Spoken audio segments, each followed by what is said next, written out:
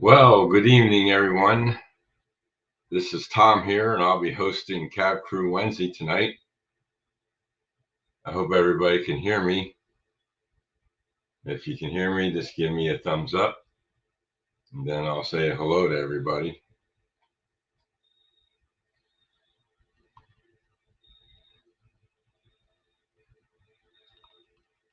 Okay. I got somebody down in the basement, but I'll bring him up after I say all the hellos. All right. Dwight Curley was the first one in tonight. Ray Burleson, hello. Mickey, Train Man 1, how you doing? Papa John Trains, how you doing? We got Dave, BNSF N Scale, how you doing? Darren Hamill, how you doing? I think I got everybody. Yeah, that's about it so far.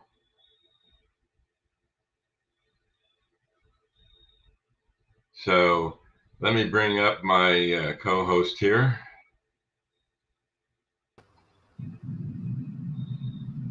Hello, everybody. Hey, Daryl, how you doing? Hey, Tom. So, Yeah, you got double D with you up here tonight. I was off just a little bit early, so so here I am. Hope everybody's doing well this evening. yeah. Hey, Art, how you doing? So everything's going. Hey, Artie. Heading to Sydney, huh? Yeah, he's in Sydney. Yeah, he's busy. So, and Plumber's coming up about after 8:30 tonight. He sent me a message that he was going to come up later. Cool. Yeah. So, So what you got tonight, Thomas? well, a couple of things. I was working on my 3D, and what happened was this here device is where the nozzle goes in, and that's all boogered up there because I tried to put a pump pliers on there to take it out. And I had this thing heated up to 204 Celsius and it still wouldn't come out. So I had to replace this part. Once I replaced this part, the filament started Hey, coming Artie. out, and the filament started coming out, but then it stopped working. Then I found out that this part, which is the extruder, stopped working. And this gear here, right here, is supposed to turn that gear inside there, and it's not turning. So something happened to this. So any cubic support sent me another piece, and right now it's in Oklahoma with FedEx, so it's on its way here. So once I get this part, then my printer will start working again. So that's the story on my Viper.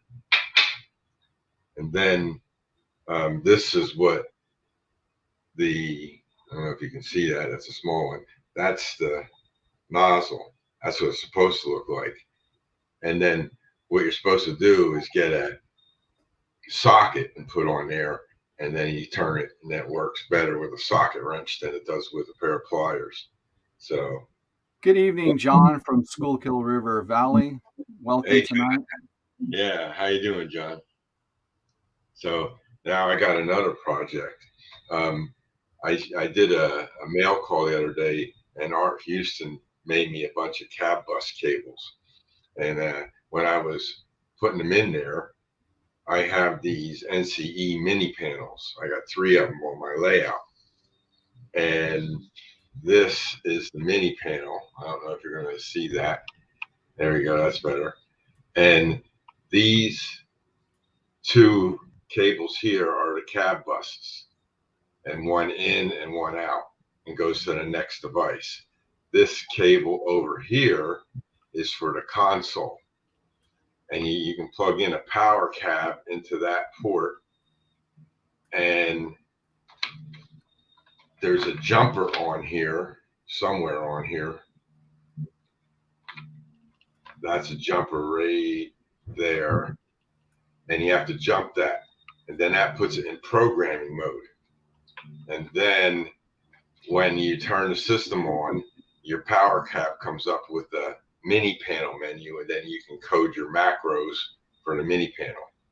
So I have to always crawl under the layout, take the jumper off, move it over, and I said, there's got to be a better way to do this. So what I did was I got these guys. This is a single pole, single throw toggle switch, on and off.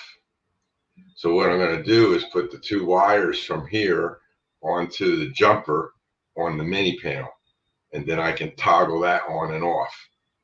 And then what I'm going to do is run a flat cable from that console port to the back of an NCE UTP panel, plug that into here, and then I'll put this on my fascia. And then all I got to do is plug in the controller, the power cab, into this device, and then I can program the mini panel or make changes to one of the macros that I had and stuff like that. Also, on the same panel, I'm going to put this toggle switch, and this is so that you can reset the mini panel if you ever have to reset it. So I put that on the panel, I can push this button, and it resets the mini panel. So these 3 devices are going to go onto a small panel, and then I'm going to put that in my fascia somewhere. And I got 3 of them to make. So I had all the parts. I just have to, I'm waiting on some wire. Came from California, Jane Co. Electronics. They're out in California somewhere. And that's in New Jersey now. That'll be here tomorrow. So I can start wiring up this stuff. And the other thing I'm working on is my 3rd level extension. I don't know if anybody saw my video on the bench work I did, but I got, I have an AnyRail, which I can share right now. Let's see, share, let's see, present, share screen. Hey, DB Tech. Good evening, Ray Burleton.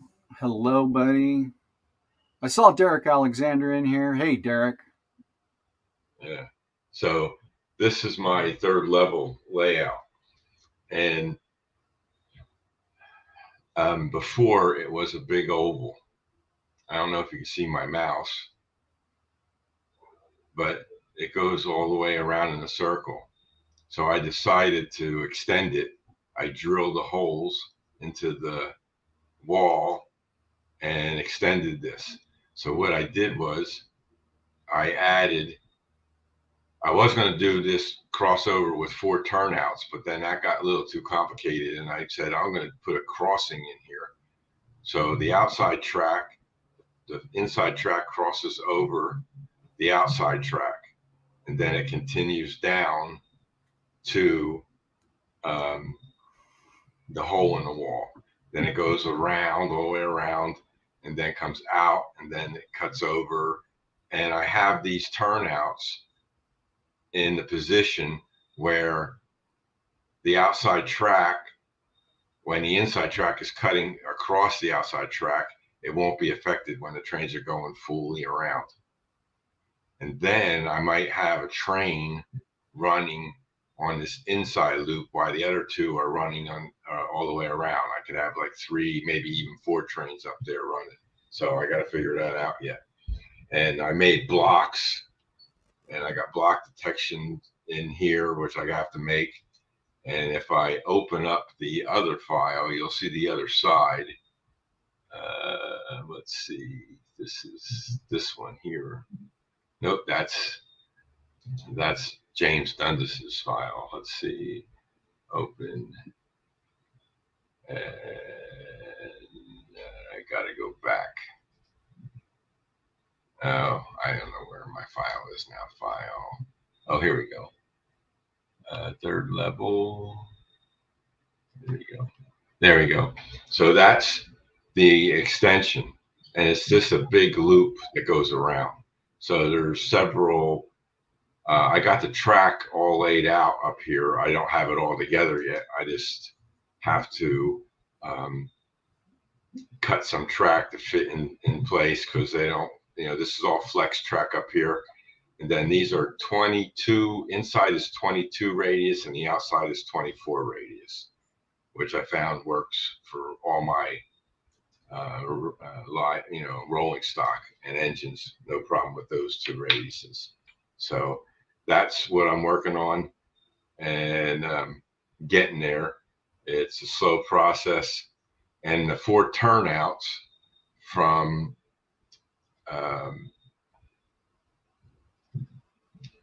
these 4 turnouts on the left side of this layout, the turnout to the extreme left used to go to the helix. So I just swapped that and made it go through the tunnel. And then I cross over like this. And then I put a curved turnout on the curve down at the bottom there. And that's going to go into the helix. So it was just a little modification. So I only needed 4 turnouts. And the 4 turnout motors are going to be Cobalt IP digitals. And I ordered them, but they won't be in until the end of October, early November. So they had a major problem over there in China, I guess. So that's what I've been working on, and I'll have a video showing the progress of this track plan and stuff later on. So I'm going to stop sharing this screen and stop sharing. How do I do that? Oh, stop sharing. There we go. So I'm back. So that's what I've been working on, and it's been keeping me busy. Over here, I don't know if you can see it. This is some oil tanks that I got from Vinny. He sent them to me because these are HO and he didn't need them. And I got a kit here to put it all together, the ladders and all that stuff. That's something else I'm working on the side. And it's just one thing after another. And that reason I'm in my office today, because the training room is, I have my creeper out so I can get up to the 3rd level and work higher. And this table you see here with all supplies on it, that's where I have my laptop in the training room. So I have it in my office now, and I'm just using it for staging area for supplies and stuff that I need. I don't have to keep going in a closet and looking for things. I moved all these things out. These 3 boxes here are Woodland Scenics road bed. That's that foam type of road bed. I use that on my layout. So that's what that is. So anybody else pop in here? I didn't see. Yeah, I was kind of taking care of it. Nancy, Yeah. Nancy, hello, Nancy. Hi, Nancy. How you doing? And also Tammy. How you doing? And Ray. How you guys doing? And let's see. Oh, hey, Derek Alexander. How you doing? And Mini Prince. Hey, how you doing? And Dave from DD Tech. How you doing? And let's see. Oh, James. How you doing? James Dundas is here. Nancy, how you doing? I said hello to you already. Race fan, how you doing? And I think I caught up. There you go. Yeah. So Thomas, I have a question. Yeah. So, what made you go to a 3rd level, or already did you have a 3rd level and you're just extending it? Yeah. Well, I made that 3rd level a long time ago, and it was just I made a long train, and now it's almost touching the end because it's not that long. And I said I need a longer run because I wanted to have run longer trains than shorter trains. So I said, okay.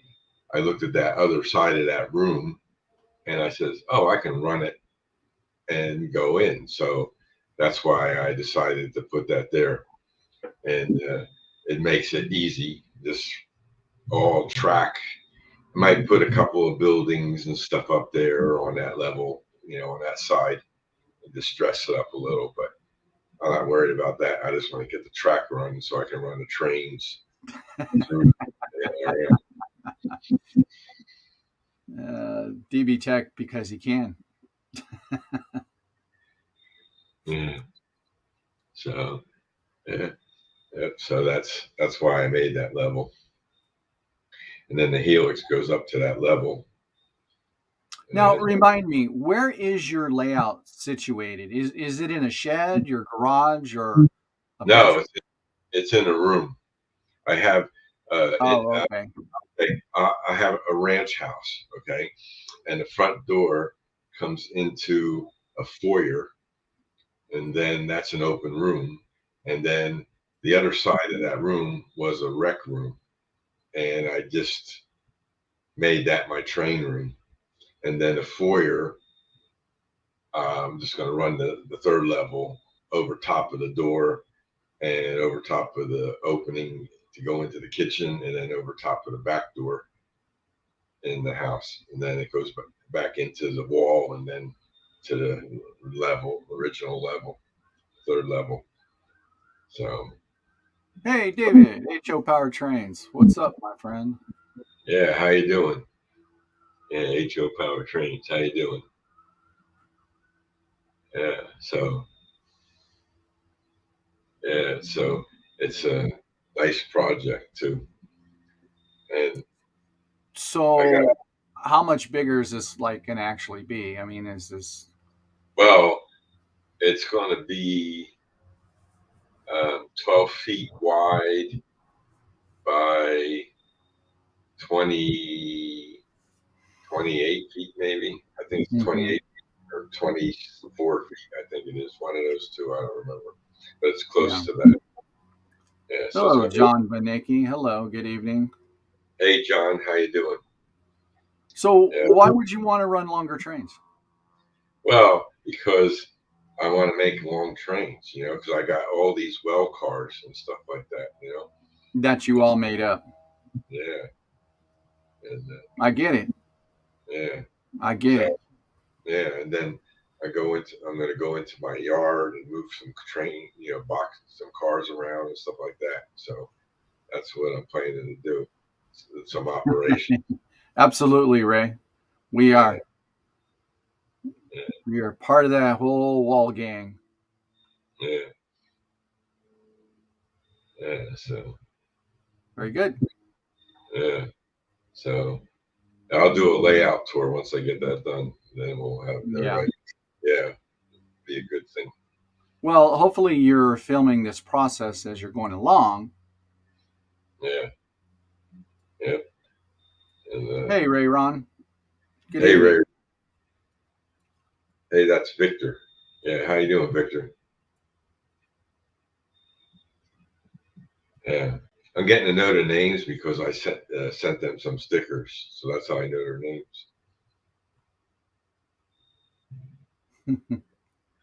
That's Yeah, right. That's yeah, right, David. Get her done. And gamers, put your games down and play with trains. right. It's David's favorite saying. Yeah. So what? Anything you working on there, Daryl, or are you just still busy with work? No, I mean, it just finally has gotten cooler here in Southern California. It actually warmed up yesterday and it warmed up today to like 87. So the garage is a little warm, but it's not that big of a deal. I mean, the only thing that I really got to bring out, and I got a whole bunch of stuff that's coming up that I want to get done and for my channel. And the only thing that I got a lot of love for was this. Uh, was Yeah. this? Yeah. I mean the Lazy Susan Turned it. turntable all scenic up, and I actually have some other Lazy Susans in the work, and to display your models and stuff like that. Right. And actually, I'm actually gonna build one for my desk, even though my desk is inside my truck. But I'm gonna have a room or an office where I can start displaying some really cool builds. So yeah, so I mean that's really about it, really. And this is the work of AJ. So, but in any case, but other than that, I most of my layouts complete. Yeah. I would say a really good 85% of my layouts complete. Right. And I really didn't start YouTube until most of it was. Well, no, I really can't say that, but yeah, So hopefully this winter I'll be able to get some stuff done. Let me bring my beautiful mug up again. So on But that what but on that.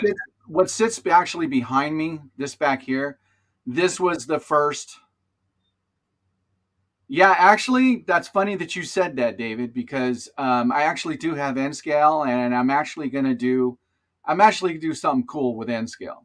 So that's going to be an up and coming video or maybe series. But way, way, way back when I bought this house, I mean, I got right to work, and I had a 4-story or 4-level layout in the garage with an 8-foot radius turntable. And it just got to the point where it was so big and so massive that I just, it was too much. And I like to run long trains, and even the 8-foot radius, round helix that I built still was giving me troubles. And because I like to run long trains, just like what Thomas said a few minutes ago, I want to run longer trains. And that's what mine's all about. And, I just like to run long consist cars.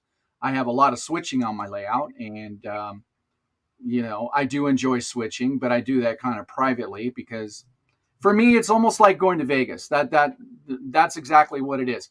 If I can go to Las Vegas and put $100 down and gamble for 3, 4, 5 hours on that $100, I had a great time. It's the same thing with switching. I enjoy the switching, and I've got a lot of places I can switch out. And before you know it, 3, 4 hours have gone by, and it was a lot of fun. Right. But most of what everybody sees is me running trains. I could run trains tonight. All I got to do is flip the table down and turn them on. But I just haven't gotten to that point yet because it was a little late for me. So Right. Yeah. That's what it's all about. Whatever's enjoyable to you. That's what. It's what's what's Train Man saying? Look out, here comes Derail Daryl with the train strapped to the dashboard of his truck. Yeah, going around in circles. Yeah, and you know what? I've got a pretty unique business, and I shred documents all day long. I shred for a lot of big national companies, and I also shred for folks that don't exist. Um, but that's all private and confidential. I really wanted to start before I even did HO scale trains was a shred truck, but I come to find out that I really can't do that because of all the technology today. I can, potentially get myself, well, I could lose my business. I could lose everything by filming me actually doing that because with the cameras today, someone can actually go into my video, and if I'm dumping paperwork or I'm showing how the shredder works, they can pull out information before it actually gets shredded. And that would be a huge liability on me. I know right. the channel would do really, really good because it's something you don't see every day. I've had a lot of suggestions where people say, well, just put regular paper in there. Yeah, I could do that, but it's kind of not the same thing. I would like to show the whole process, greeting the customer, but it really comes down to, I really can't do it because of the laws and most Right. certainly Is the the paper for cameras. both sides or just one side? Yeah, absolutely, David. Yeah. Hey, Thomas, you have the ability to bring up people's chats.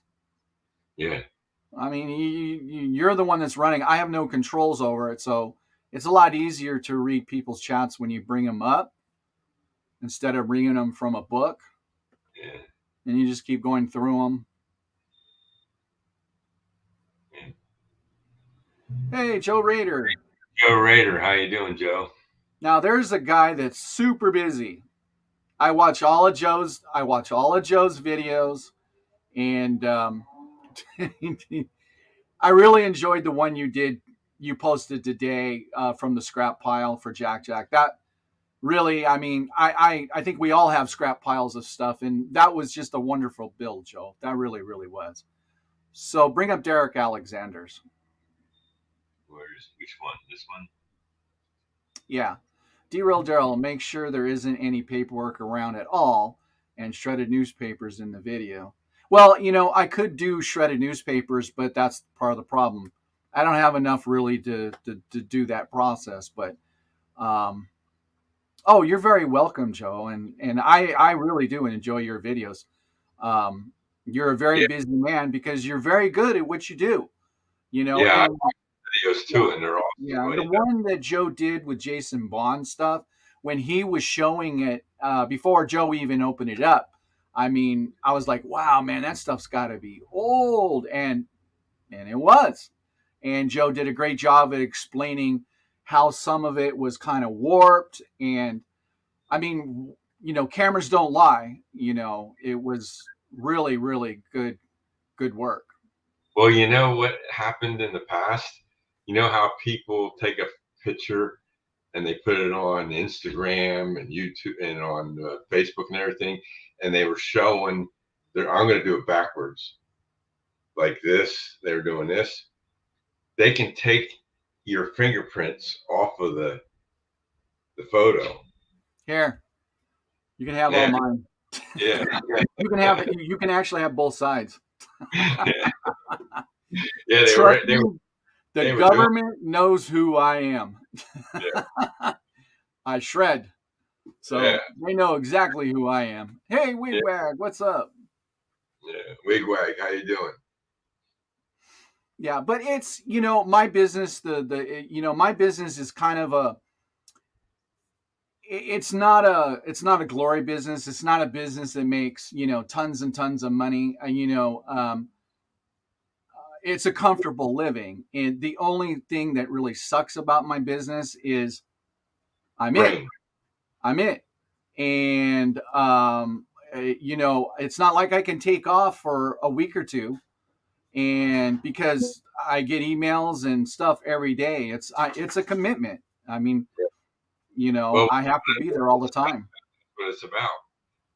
Yeah, And and rain, there's your worst enemy, right? Rain. well, okay. Here's the thing about rain and paper.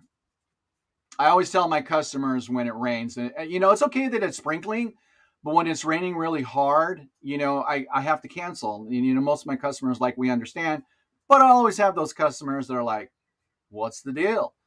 I Got to come. explain to my customer in a very, very nice way. Do me a favor. Everybody has a personal shredder. Everybody has a personal shredder. I tell them, go take your paper, go take it over the sink, and get 4 or 5 pages wet. Just let it drip. Now try to stick that through your personal shredder. They go, oh, Right. well, it won't shred. Exactly. That's the reason why I can't come out. Oh, so when I explain it to my customers like that, they're like, got it, got it. And I said, besides, even if I was to shred it in the rain, it wouldn't shred it. It would tear it. And you don't want that. Oh, no, we don't want that. We want it shredded. So, Right. yeah. So, like Exactly. today, I had a customer. So, like today, I know this is not trainer related, but it kind of brings up, just talking points. because dentists. Okay, I have a lot of dentists that I shred for, but I really can't shred for the dentist. And the reason why I try not to shred for the dentist is because they all have those little bite size that they put in your mouth and then, film. It totally destroys the recycling process. So I had a lady today who she understood, but I know she wasn't happy. She should be in my shoes because I drove a half an hour to get to her place, and that's time, fuel, truck time, and gas isn't cheap in Southern California, and neither is my labor. Right. So, you know, yeah. So she says, "Well, I'll have to reschedule." I go, "That's great, but it's got to be just paper only." And Yeah, but what do they do? Throw that stuff in the paper? Is no, that I what would they're doing? just yeah. Well, and okay, and the reason why it's like cardboard, film, plastic. I mean, yeah, a little bit's okay, but my paper goes actually across the border and gets made into commercial paper use. It gets made back into commercial paper towels. So all my stuff is recycled back into Right. new material. So it's look, my business is a double-edged sword. My customers pay me to come out there and shred their paper, and I get paid for it on the other end when I dump it. There you go. Hey Right. JD, good evening. Sorry, I was Yeah. Hey, JD, how you doing? yeah, no, Ray, they didn't. No, nope, they did not rain. And I'm really disappointed. And that should not have happened. That really should. And those locals are fairly new. I'm sure I can take a couple of them back and send them back to scale trains. But I do have a guy out here in Southern California that looked at him. He says, nope. He says, your best bet is to try to send them back to scale trains. He says, because by the time I put a new decoder in them and a new ESU, he says, really, to be honest with you, just send them back to scale trains because you're going to spend just as much money replacing them, the decoders and my time and the ESU redoing them, then so he says it'd actually be cheaper just for you to buy a brand new one. So Hold the fort, Daryl. I gotta step out a minute. Hold the fort.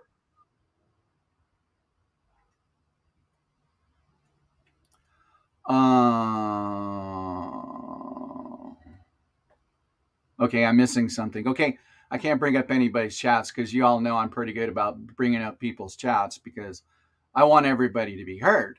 And of course, I just been blabbering, so I hope that was kind of interesting. Sorry. Okay, what is everybody talking about? Sunny and warmer.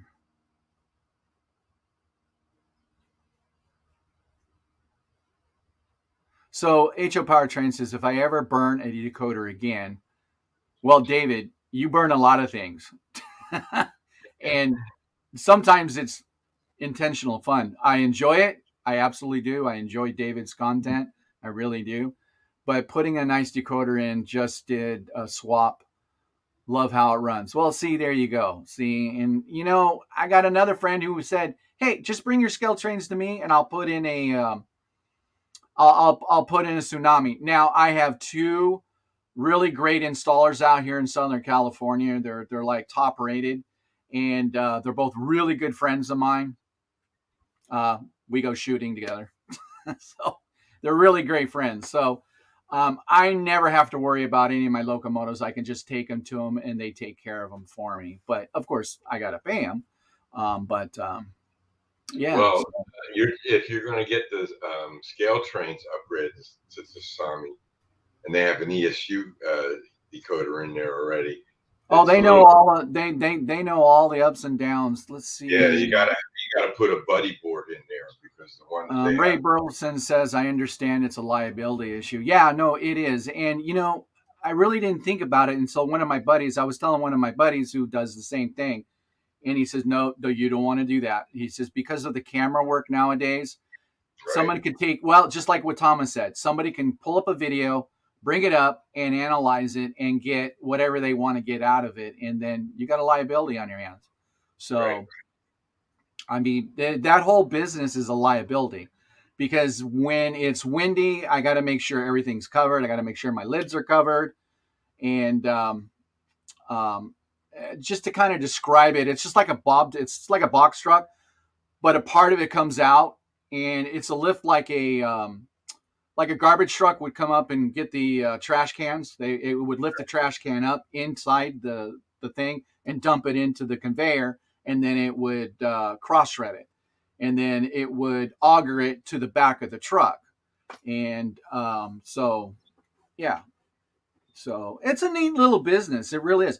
Been doing this for years, a long time. Been doing this for a very long So time. the customers have their own bins, or do you provide the bins? I provide bins, or I just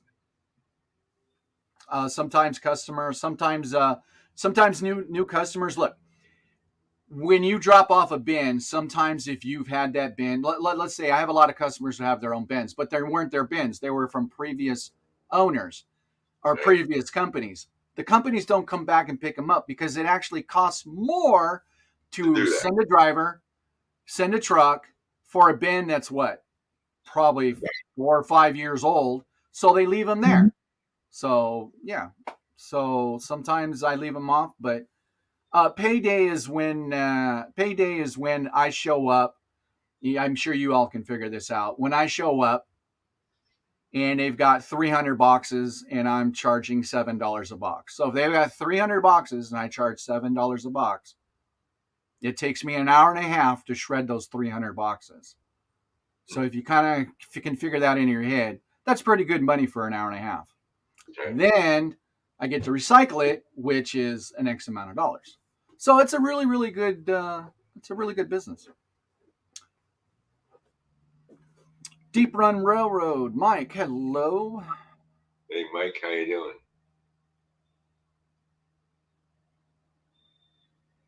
Yeah, absolutely. No, absolutely. I get a lot of people. I get a lot of people who want to see it actually shred.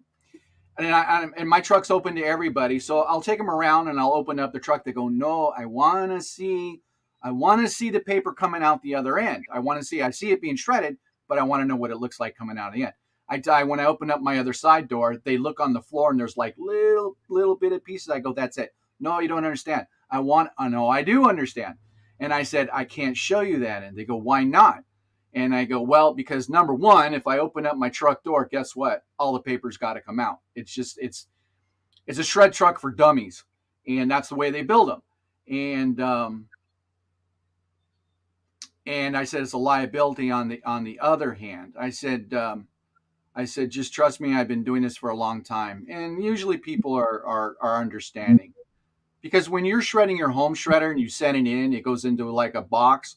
You can pull that box out, and you if you don't put that box back in, that shredder ain't shredding for a professional one. So because they're not supposed to be shredding with an open pan because people Right. can hurt themselves. Yeah, mine does that too. It shuts off if the bin isn't in there. That's right, exactly, and that's how they build. And my trucks come from Ottawa, in Canada, and that's where they're built. So all right. Sorry, I'm off running again. Hey, Mike, how you doing? Yes, DB Tech. There is a monitor. Yes, yeah, absolutely. And actually, people will stand there. They'll pull out their camera, and I'll step aside, and they'll take video recording. Um, but actually, I have video recording in my truck, just because I have a lot of customers who want to see it, just in case. So it captures it, as it's shredding. So, um, but yeah. Yeah, it's a neat little process. It really is. And it was something I really would enjoy showing. Now, somebody told me, Daryl, why don't you do one of those programs like they do on the hydraulic press, where the guys are doing, they're smashing stuff. Hey, Daryl, do shredding videos on your shred truck. Put crap in your shredder and watch it being shred stuff. I don't want to do that either because those blades are expensive. Right. Yeah, and that's my everyday use. I use those trucks. So yeah, I mean, if I had a beat up truck, sure, why not? How many? Derek Alexander says, Daryl, what do you do with a shredded material? Have you found something that, oh, here we go. I can read that better. Have you found something that will buy it? Yeah, Derek. No, my paper goes across the border. It gets brokered and it goes across the border and into Mexico, and it gets right across the border and it gets made back into brand new commercial use paper, like for um, wallboard, cardboard, all kinds of stuff like that. So, Hey, we got another person in the basement here. I'm going to bring him up. oh yeah, dirty job, Mike Rowe. There you go. Hey, Steven. Hey, What's Steve. up? How's everybody doing this evening? Yeah, it does, Ray. It does. It really does suck because those aren't cheap locomotives. So, absolutely. Yeah, shredded paper can get used for installation. I think that was an old use for it. I don't really think they do that anymore. No, it's flammable. What goes in insulation has to be Right, flammable.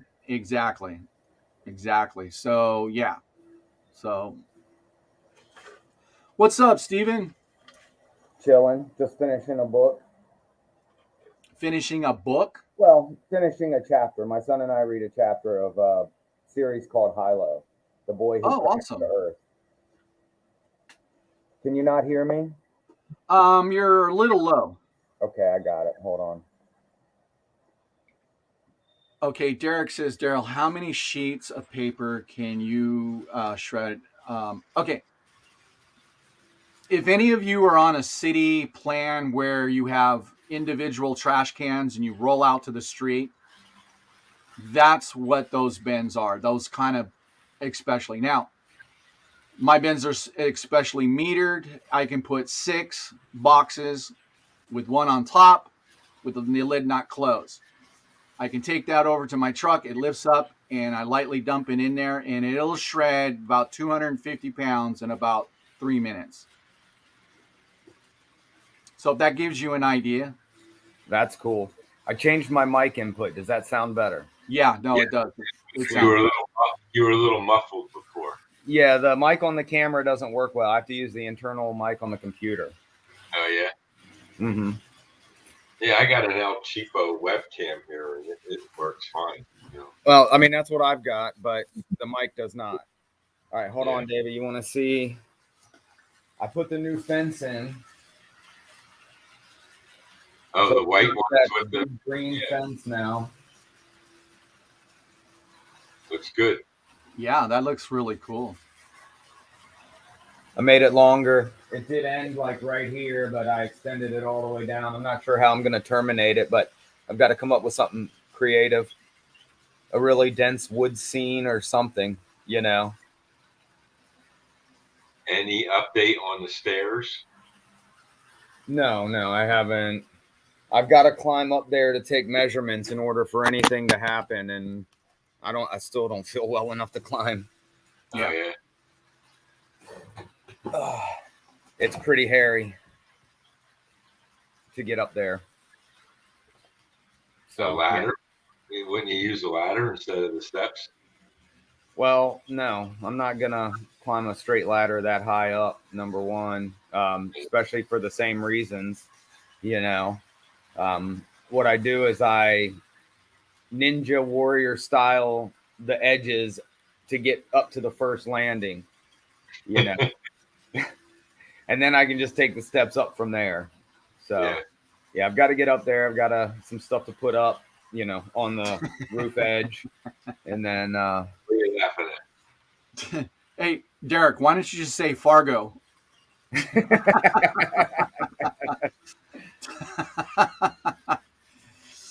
There was that other movie where the wife got taken on the side of the road, remember? Yeah. Hey, that movie Fargo, man. I every time I see it, it's like the first time I watched it. I mean, it's really really good. Good it's movie. A head twister. Yeah, it is. And what is up, everybody? That's good. You know what, Stephen? That's really good that you read a chapter to your son, and that's really good. That's really cool. I did the same with our daughter, you know, read to her every night Hey, until Mini they Prince. become teenagers, you know. Wood chipper. Yeah, we saw your wood Exactly. chipper. Get them, Grandpa Rails. Get them. Hey, Georgia Sunbelt Anthony. Good evening. Yeah, after the last two, Derek, I don't need any more estimates, you know. I don't need any more estimates. Member of the community said they would help me out. And when I feel like it, I'll get up there, get the measurements, send it over to them. I'll know what I need as far as lumber is concerned. And then, you know, I'll work on getting a labor force to help get it done. Yeah, Bernard, Fargo was a great movie. And like I said, every time I see it and I watch it, it's like the first time I've ever seen it before. Excellent. Meg, too. Yeah. I haven't seen that one yet. Derek.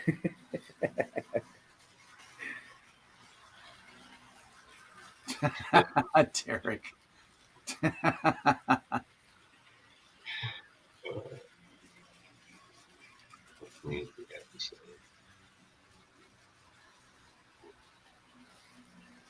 Yeah, that wood chipper looks pretty nice. It's really good. I mean, amazing. For sure, amazing. I think Jim Tedesco printed 3D printed one. I believe it. Yeah, I think so. I believe it. And I think HO Train asked me what I've been printing. Nothing. Nothing. Nothing. Been busy with other things right now. I'm waiting for parts to come in on my Viper. So once that comes in, then I'll be able to start printing again. I've been working on this some more. I weathered the parking lot up a little bit. I don't know if that's seen. It's not all bright black like it was. Mm-hmm. Is that supposed to be a used car lot? What was that, Tom? Is that supposed to be a used car lot? Yep. That's what it is. Mm-hmm. Thomas, Sam's Tyco kit. Yeah. Now, what scale is that? HO. It is HO, and that's what I thought. What scale it is. Now, is any of that stuff printed or? I mean, there is some stuff I've printed. It's in the form of a barrel. Okay. You know, and if you look inside, because I did put an interior, there's a couple of things printed in there. Thomas, bring them up big. I want to see it. Let's see. How do I do that again? I gotta click on him and then make the big one, right? Yeah. No. Hi, Tom. Yeah, I bring it myself. Let's see. Nope. Let me see. This one. I'm getting shaky. I can't do it. What the heck?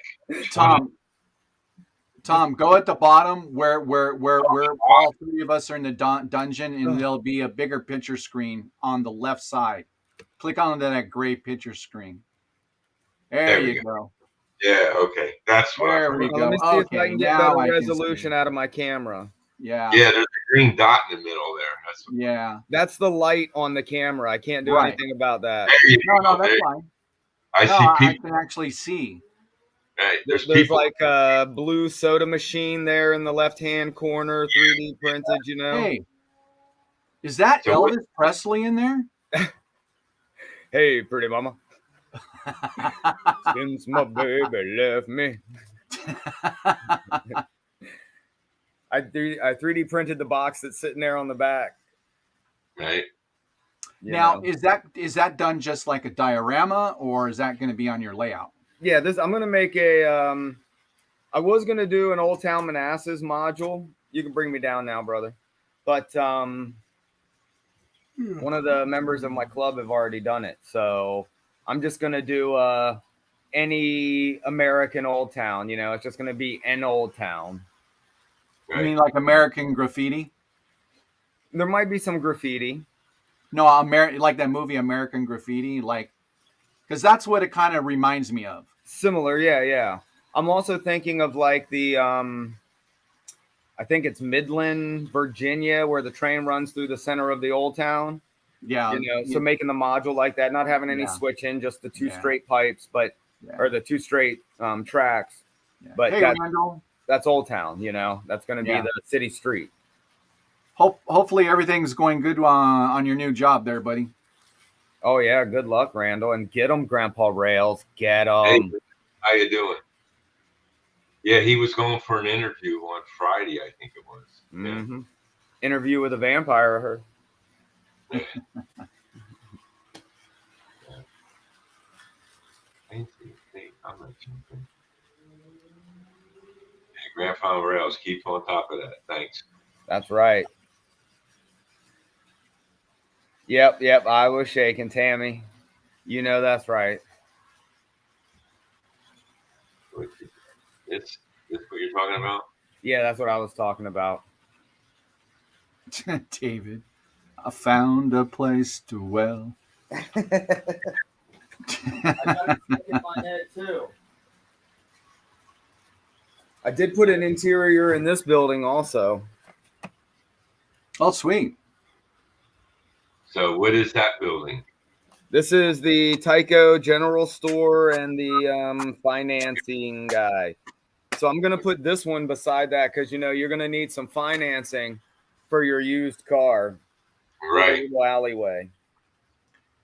It's kind of neat to do something off the layout. And that's what I found that's kind of relaxing for me because you spend so much time in your layout, you kind of forget the enjoyment sometimes it is. So by me doing something else really invigorated me to get back into, well, the other thing is just so damn hot in this garage. I mean, yeah, but. Hey, Anthony, how you doing? Yeah, I agree, David. Yeah, as a matter of fact, that's funny that you brought that up because I just actually watched that this weekend for the first time, the Elvis movie. It was really good. And believe it or not, Tom Hanks did a really good job on that. I think Tom Hanks did a really good job being the Colonel. Now, the only Jurassic Park part's going to be here in the front. Everything else is just going to be standard, Yeah. A plumber, what size is that layout you got running? I forget. It's it's an eyeball size. So let me grab my tape measure and we'll. Doesn't he have it? You're asking a plumber. He has HO, N scale, and G in the yard. So 38 inches wide. And 52 and a half long. How long? 52 and a half inches, so just over 4 feet. Wow, that's amazing. And, it's all proportioned well. I mean, I really dig the water scene in the middle. Thank you. I mean, it's the scenery that makes your layout come alive. Agreed. You know what I'm saying? Yeah. I think for a lot of us modelers, a lot of people are missing that. They're missing the really scenic part of it that makes your models scream. Now that looks cool. Right.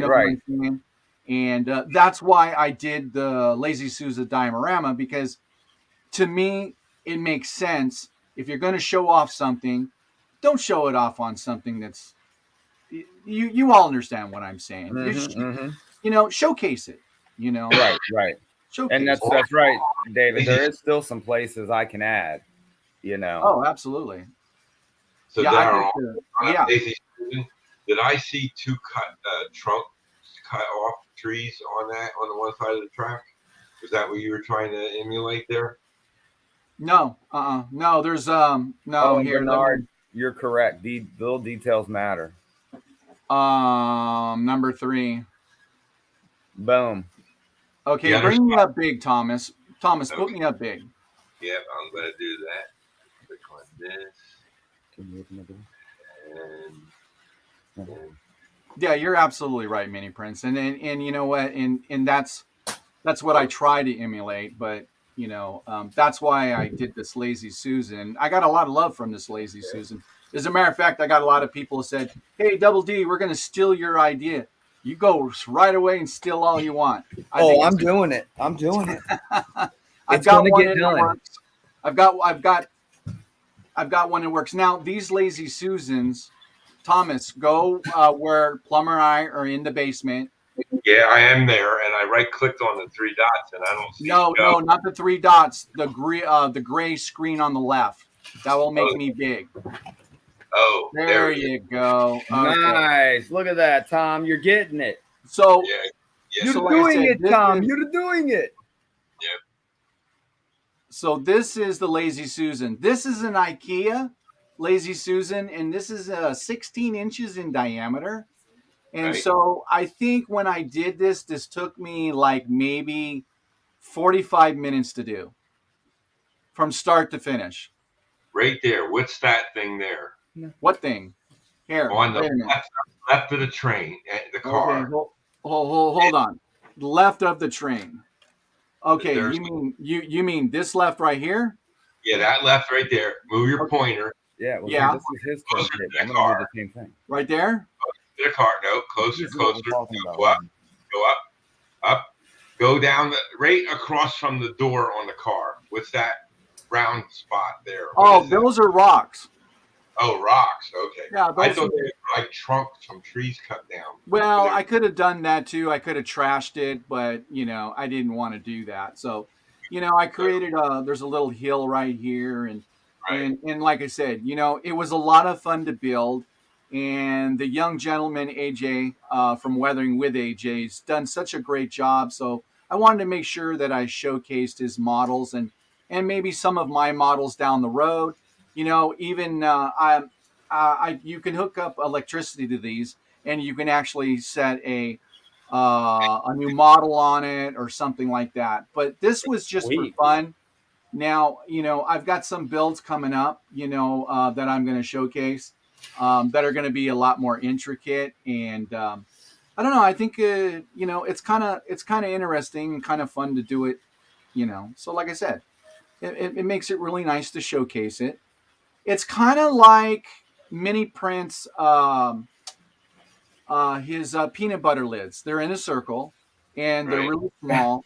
It's kind of like it's kind of almost like that. Peace out, Tammy. Have a great night. Good Ray, night, see Tammy. you, brother. Yeah. Good night, Tammy. So Yeah, but but the anyway. mini prints are only 3-inch diameter. What's the diameter of this turntable? Yeah, Mr. Ray, you guys taking the train. That's awesome. And Bernard, I'm definitely going to be there. I'm telling everyone to meet at your booth at noon on Saturday. Are you going to Timonium? Yep, Timonium. Yeah. Get them, I like- Grandpa Rails. Get them. To go there too. Yeah, you got to be, Bernard. Little space.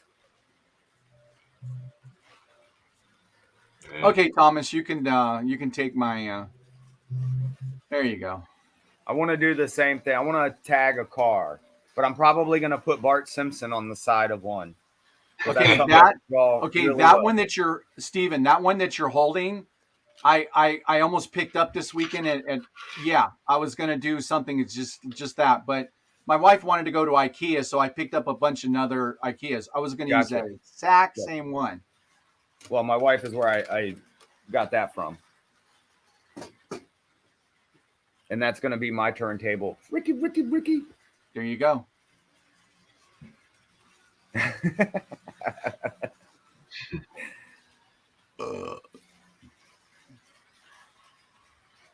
Hilarious. Derek. Yeah, so your printer's over there quiet, Tom? Just doing nothing? Crickets? Well, you weren't here. See this part? Okay. This is the extruder Yeah. motor. There's a gear here on this Okay. side. Yeah. That gear is supposed to feed the filament through. The Right. filament It grips them and pulls it Right. in. Yeah. There's another gear inside there, and that's not engaging on that gear. Oh, is it a spring? No, I don't know. So any Cubic is sending me another replacement. Oh, well, that's cool. Yeah, but I was showing them that this was the first problem. I couldn't get this nozzle off and see how that's all boogered up. Yeah. It's rounded. and I heated this up to like 230, and it still wouldn't come out. You couldn't strip it stripped? It somehow I put vice grip on here It fused? Yeah, it's fused in there. So I got a new one, put it on, and the filament came out when I did film it in. Yeah. But it didn't print. And then I said, what's going on? And then I took the filament out. I tried to film it out, and it wouldn't come out. And I said, it's got to be this. And then I found out that the gear wasn't moving. Sorry, Tom. I can't help but laugh at Daryl on his pointer over here. Derek Alexander is his on the car side. So I wanted to make sure that Derek got a really good view of actually what derailed Daryl looks like at night. No, that's not that one. Which one is he talking about? Right there on the right side of the car. Yeah, that was weathering. That was weathering with AJ's picture. He took off of one of the live streams. Oh, AJ is good. Yeah, AJ is really, really good. Really good. Yeah, that's all hand done. That's all hand. Yeah. Hey, Derek says you can't use crazy glue in that printer, Tom. No, it doesn't work. No, it doesn't work. Nope. No, you can't. Yeah, I just bought decals for my graffiti because I'm not artistically. I'm gonna do that, but I want to try one freehand. It's kind of like yeah, I'm gonna try a freehand one, but I'm not I can't visualize what Good night, I want. John from Schuylkill River Valley. Thank you for stopping in. Thanks for stopping in, John. And we'll see you Sunday night, John, on SDS Sunday. Sidetrack Sunday, folks. Yeah, he's on. 8 p.m. Eastern. Right. He's on there. Yeah, so yeah, this was a fun thing to figure out. Looks like it was a lot of fun. Yeah, my part is in Oklahoma right now.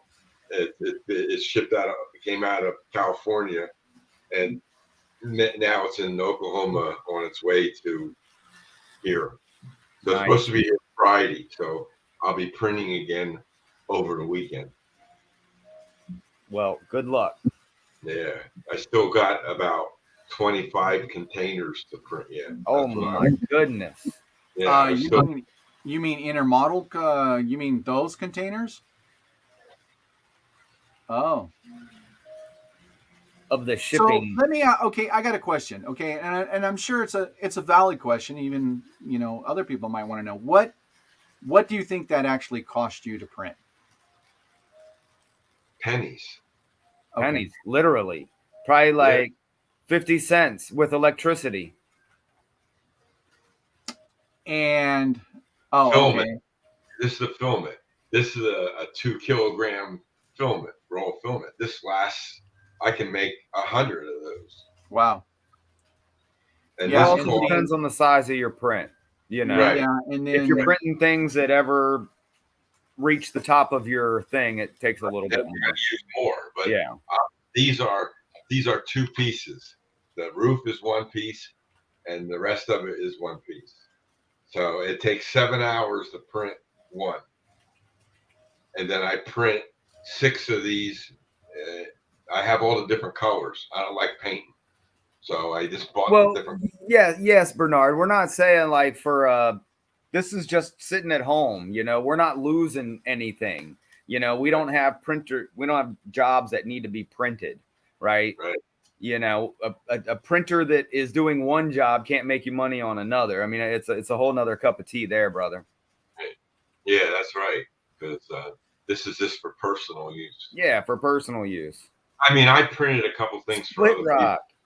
People, Hey, good evening, Split Rock. Or anything, I just gave them to them. Yeah, one of the companies I shred for that quote unquote doesn't exist. I walked in one room to get into another room and I just happened to see. It had to been like a 30 by maybe 25, 30 room, just nothing but printers, just rows of printers. And they Printing had farms, like yeah. three or four people in there monitoring the printers. I don't know what they were printing, but there were a lot of printers going on in there. I was just amazed. Right. They have they were all laser printers, probably just printing paper.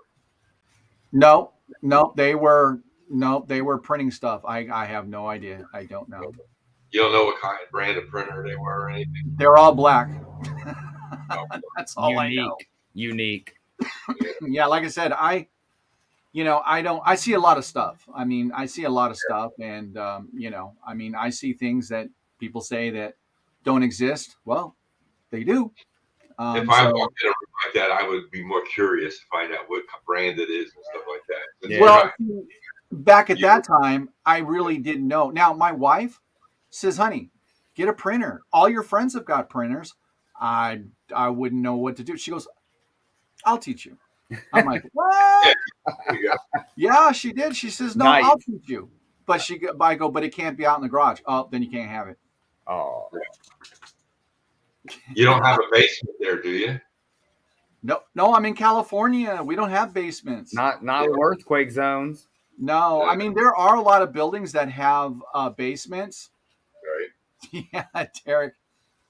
Yeah, I see nothing. Yeah. Making all the little dogs crazy. Yeah. Yeah, I just printed some for me too. I gotta paint them and stuff. Yeah, that's another project. Yeah, no, look, you got to know I'm a good guy because I'm licensed, bonded, and I'm bonded, checked from the government every 6 months. I have to send in. They send me a request, and then I send them what everything that they need. So.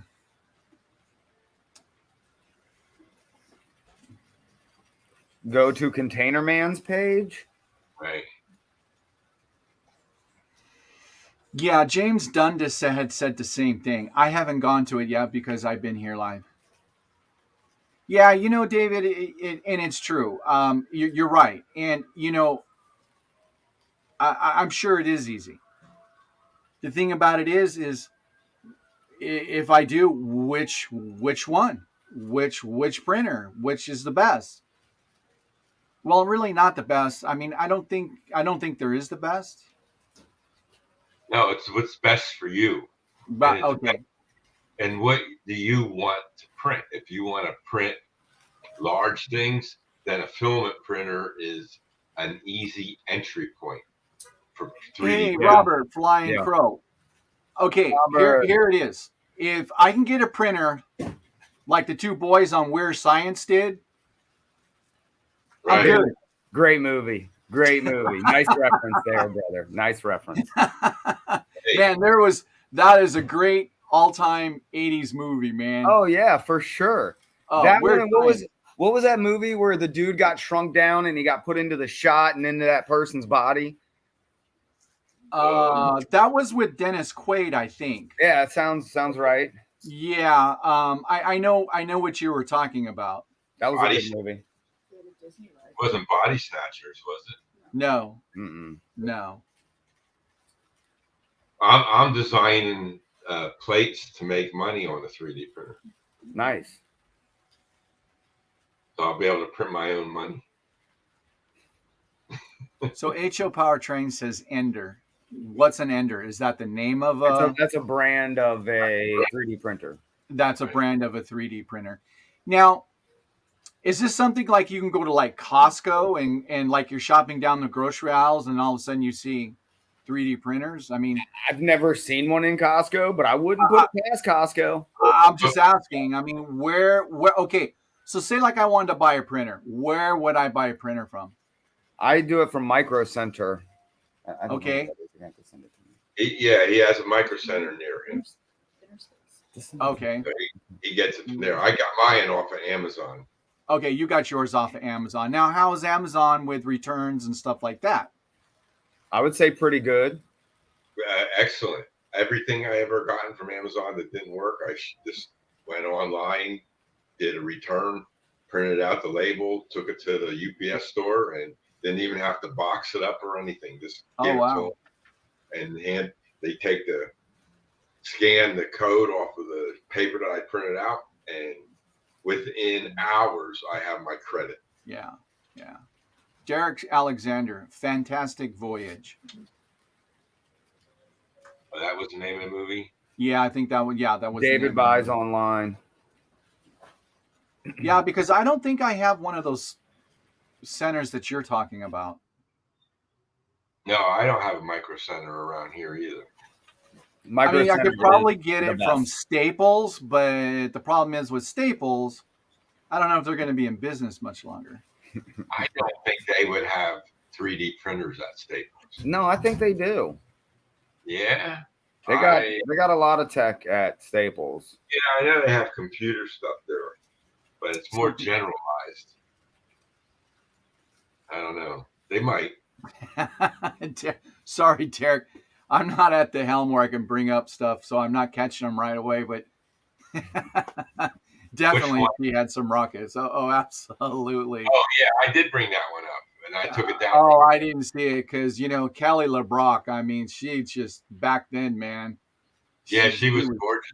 Oh, was absolutely. Gorgeous. Yep. Wouldn't mind meeting her. Wow, Mr. Ray.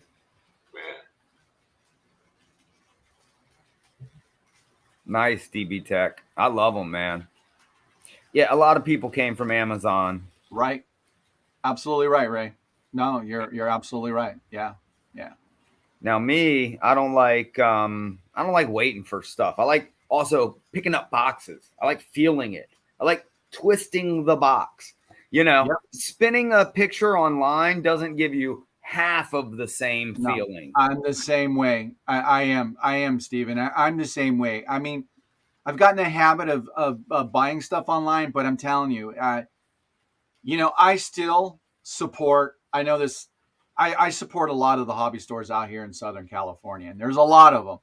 And it is way more expensive because I already know what I can get it online. Mm-hmm. Even with the shipping, I can get it still way cheaper.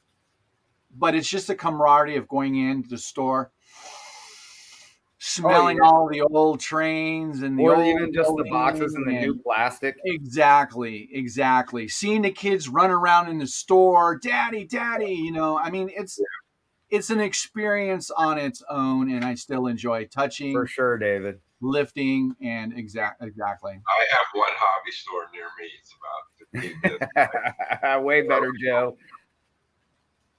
But they don't always have everything you need, Wow, that's an old one. Derek. Hello, Dwight. Yeah, didn't we, Joe? We all did look better back in the 80s. Yep, we sure did. Man. I don't know about that. Oh, no. Yeah, it's not fun when there's none near you. Mine's like 45 minutes away, so, it's not right there, but it's close enough for me to make the run and enjoy the run when I make it. Well, when I ordered my 3D printers from Amazon, I had them the next day. So, I'll order it before 10 o'clock at night, and they're here the next day. So, that's nice. Buy now, and it says already if you purchase it now, it'll arrive by the next day. It never does.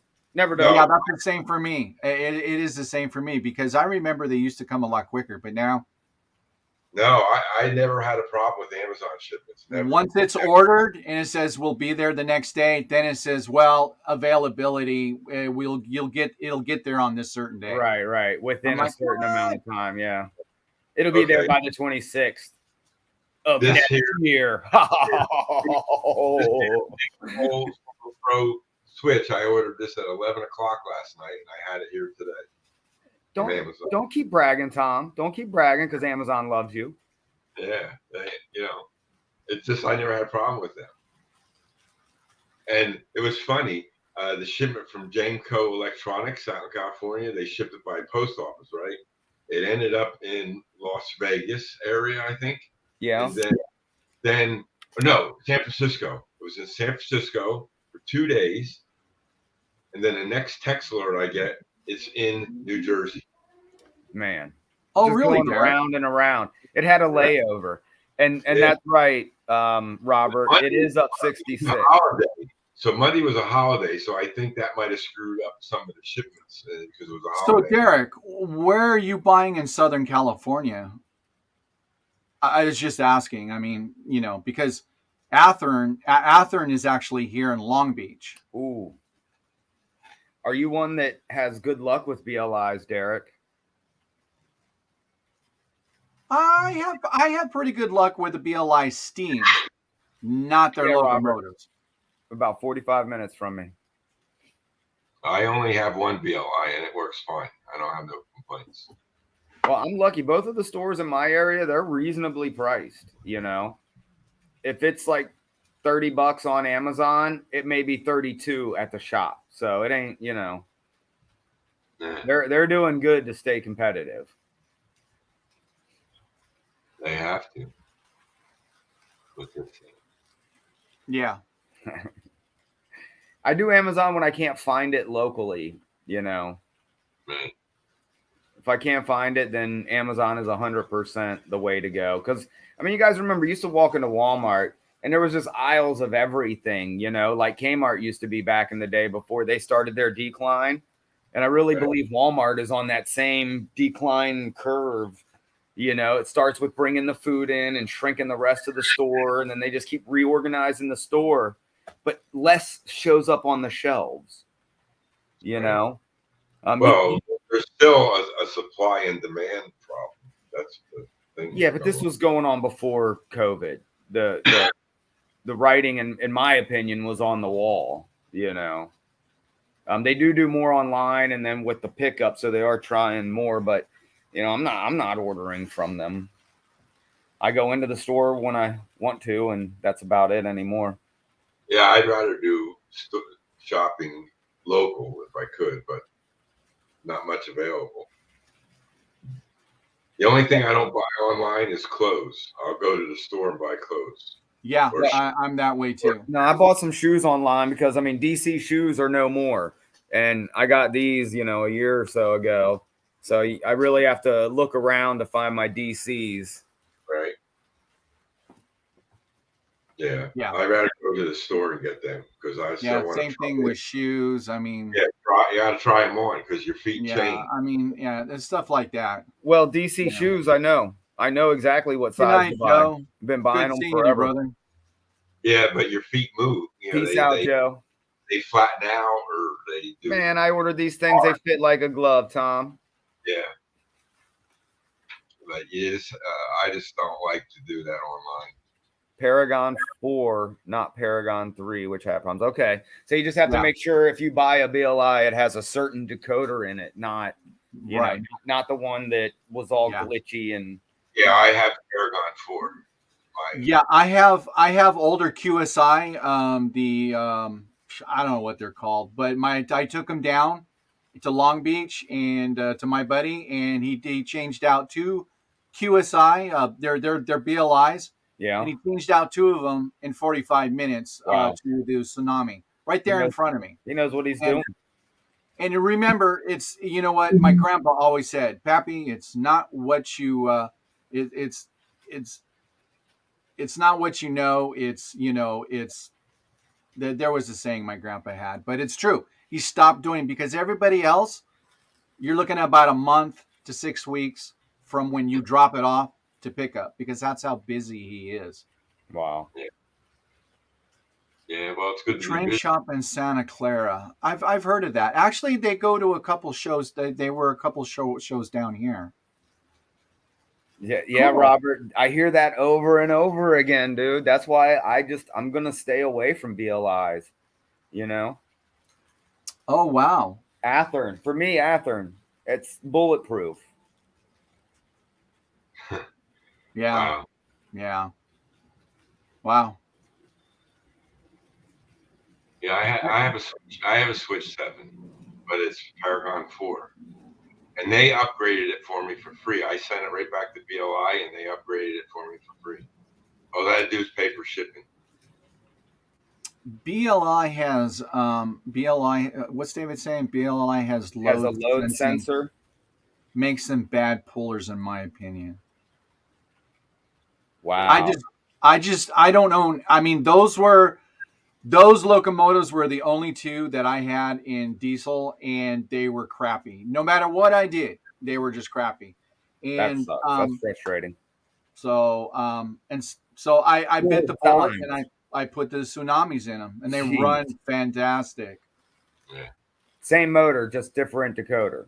Just different decoder. No, he took the QSI billboard out of there, and then he put the tsunami decoder, and they run just fine. Sweet. It's not the engine, but of course I don't run them all the time. I don't run them like I do my scale trains or my Intermountains or Atherns.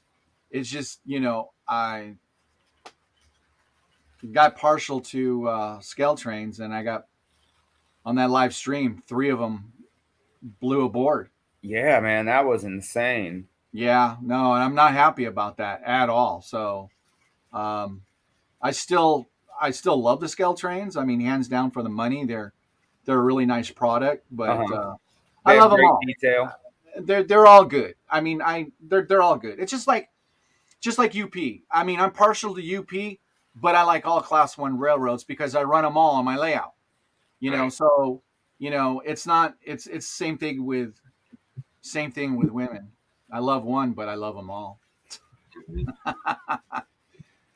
Sorry,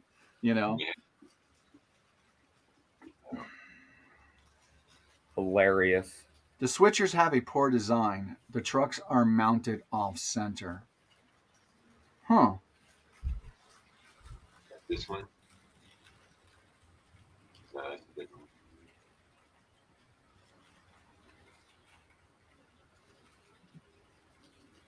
Oh, okay. Oh, wow. Okay, here's the question I'm sure everybody's wanting to know. When are we going to get to see Mr. Alexander's layout? Or when's he going to start building and posting? Derek? That's a good one. Derek? He's always Come on now. He's always on the streams, but I don't see any. Yeah, video. you don't have to. I mean, you don't have to show your face. You could just show your layout. Right. And trust me, we all appreciate your support. I appreciate your support. Absolutely. Derek is one of the best. Yeah, he's always checking out everybody's videos. It's great. Huh, that's interesting. What's interesting? Well, ever since I had my buddy put the tsunamis in them, really haven't run them that much, so I really can't say. So hopefully those switchers, I mean, so far, they perform pretty well.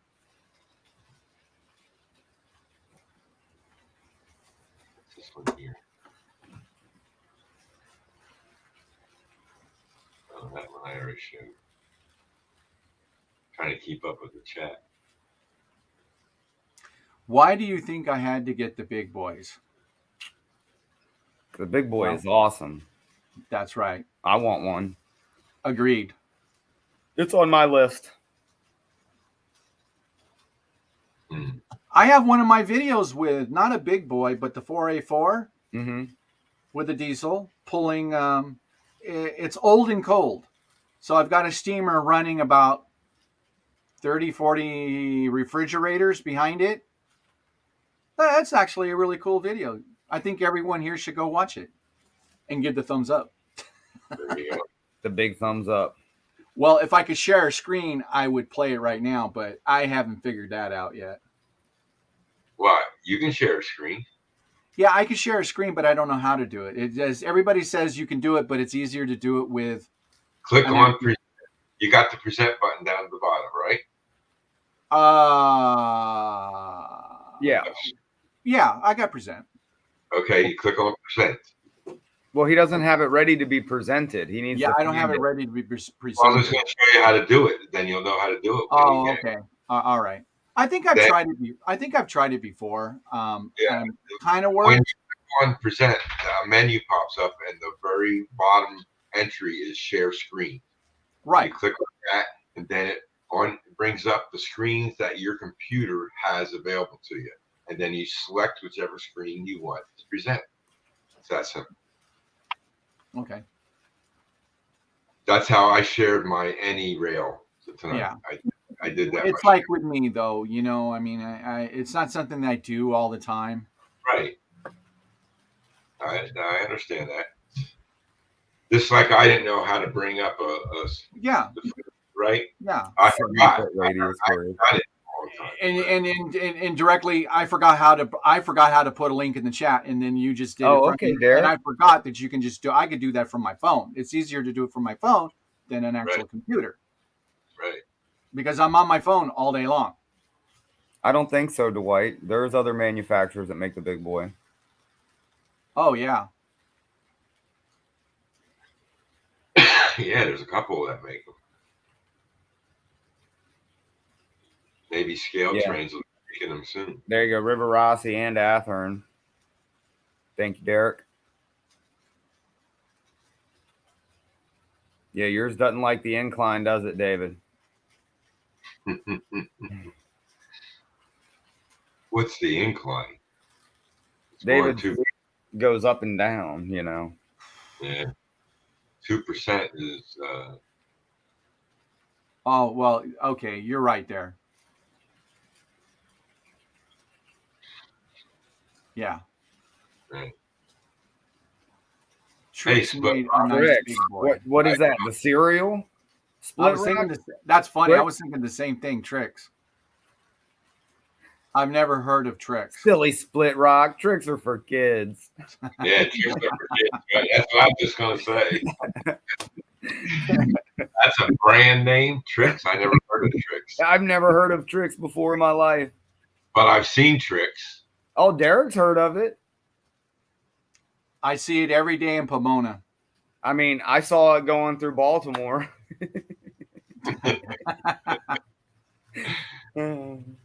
Oh my goodness. I've never heard of Tricks. Those tricks aren't for kids. No. Right. They're not for kids, right? Not for kids. Not a kids thing. Oh man. Yes, JD, and you're absolutely right, JD. I have pictures of my boys at the Pomona Fairgrounds hanging on Big Boy, the 4014. A German company, okay. And who knew? Mr. Ray has 2 Tricks big boys. Wow. Bling bling. Yep. He's most eligible for the big boy thing. Right. Wow. I'm gonna have to look that up, Tricks. Yeah. Me too. I mean, I'm really curious now. Yeah. After I go have a bowl of cereal. Right? Well, if it's a German thing, if Anthony Dodge was here, he could confirm that. Oh yeah, he would tell us the story. The provenance in which the factory is and everything, you know. He's our German. Oh, nice. I do like some Markland because I've got it. And I figured out how to make it work a little bit. Timonium. I'm hoping to get a loop of the 3-rail at Timonium.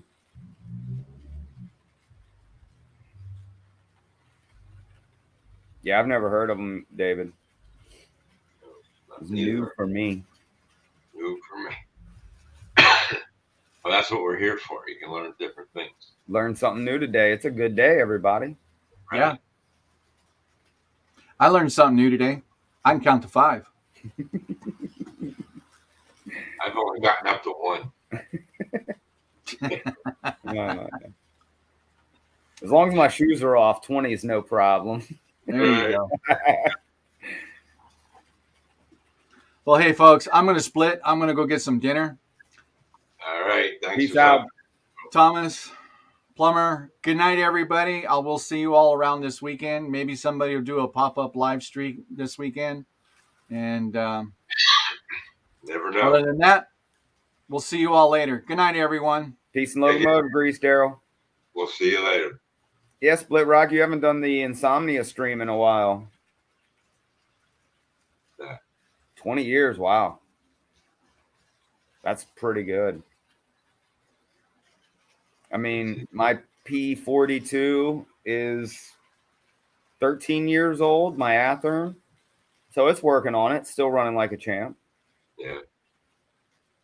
That's one reason I love it so much. I only have one steamer. It's in parts. I was going to try and convert it from DC to DCC, and I gave that up real quick. I'm going to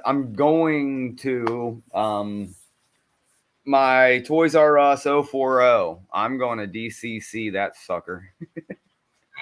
I'm going to still try, but that's a future project. I'm going to put DCC in it.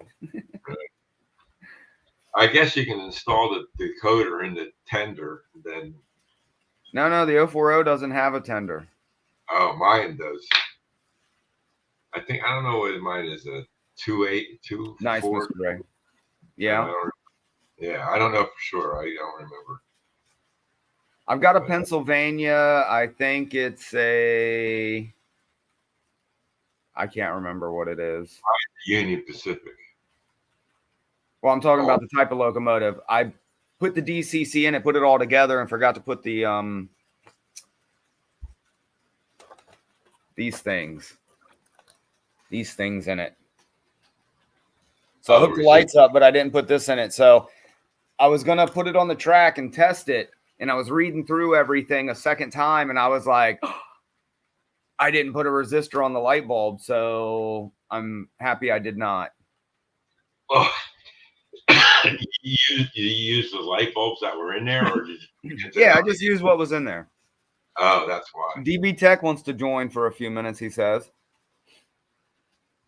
Sure, let me put the link in there. A breeze. 30 years old, Derek. Wow. One of your smokes, Mr. Ray? That's nice.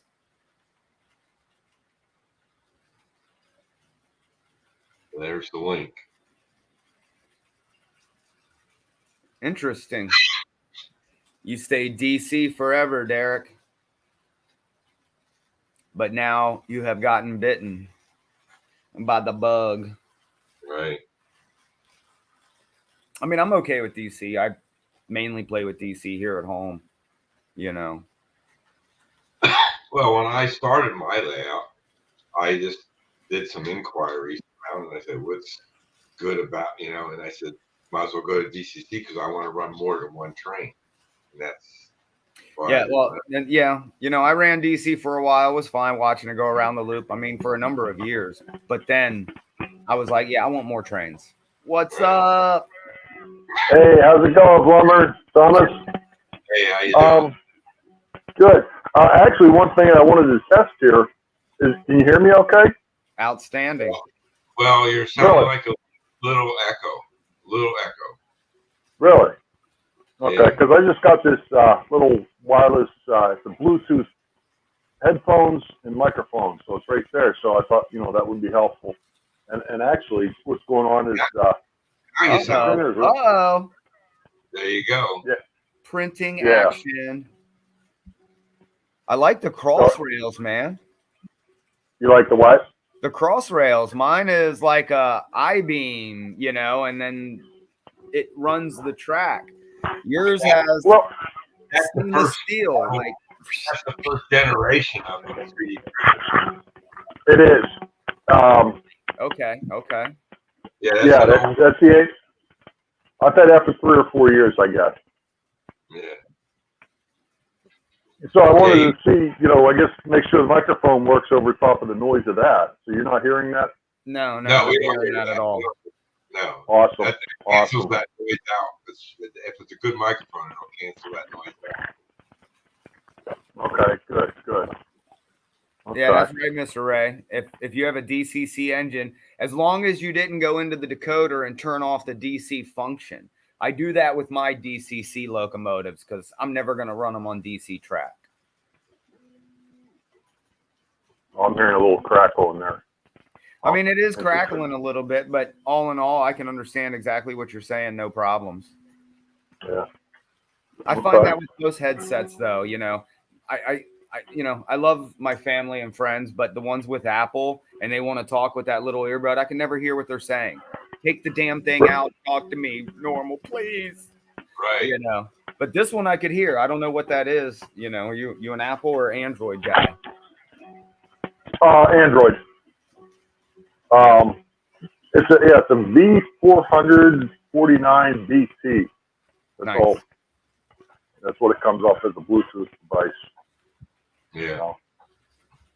So I'm making some progress here, Thomas. We were talking about printers, and I'm on the fence here about buying a new one. Right. Because I got the oldest one in the world. Yeah, because he was telling us the last time he was on with us, he was telling us that he doesn't like to print anything overnight. And I said, why? Well, then I don't know who else was on the channel at that time. Well, they catch on fire. Oh, you've got the one before they put in the safety features. I got you. Well, The old power supplies that like to go up in flames every now and then. Right.